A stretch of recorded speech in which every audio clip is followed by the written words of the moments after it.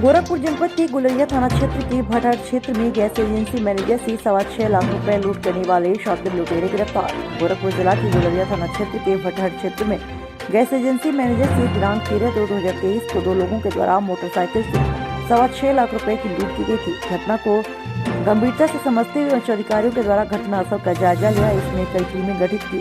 SP north, SP crime व क्षेत्राधिकारी चौरी चौरा के निर्देशन में थाने के अतिरिक्त एसओजी की टीम व साथ में सर्विलांस टीम को लगाया गया।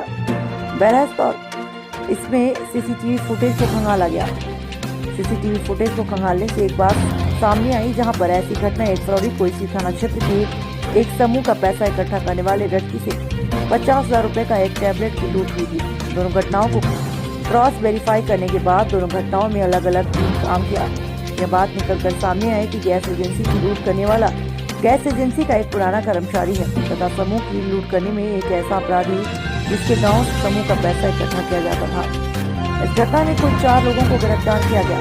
पवन, अनिरुद्ध, विजय, श्रीकेश, 4 लोगों पर कानूनी कार्यवाही करते हुए जेल भेज दिया गया और आगे की कार्यवाही जारी है। महाराजगंज से कुछ समय के लिए ब्यूरो चीफ अनवर अली की खास। किस संबंध में खुलासा कर रहे हैं?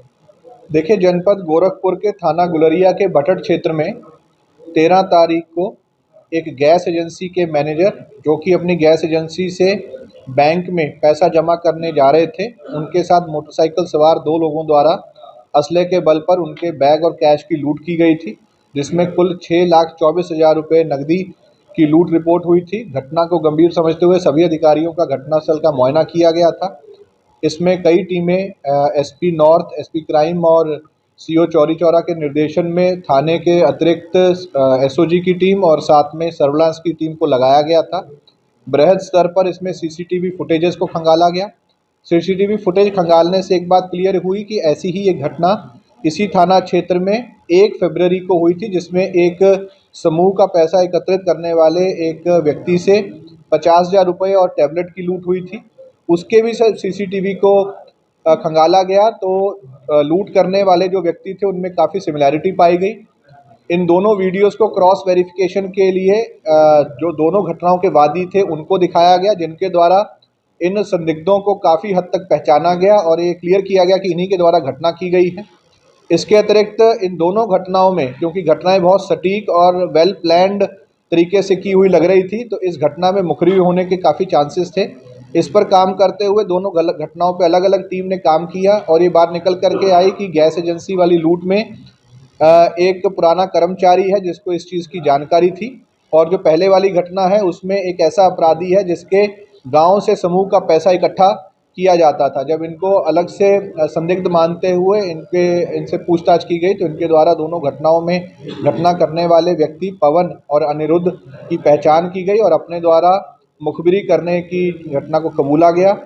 इस घटना में 4 लोगों की अरेस्टिंग हुई है, पवन, अनिरुद्ध, विजय और श्रीकेश। इन दोनों घटनाओं में जो कैश की लूट हुई थी उसमें 6,19,000 रुपये, जो कि 95% के आसपास पड़ता है, 95% कैश की बरामदगी हुई है। इसके अतिरिक्त इस पूरी घटना को कारित करने में और इस घटना की रेकी करने में कुल 4 मोटरसाइकिल यूज़ हुए थे, वो चारों बरामद हुए हैं, जिसमें कि 2 चोरी के मोटरसाइकिल हैं। इन चोरी के मोटरसाइकिल की पहले से ही मुकदमे पंजीकृत हैं, वो भी कनेक्ट हो गए हैं।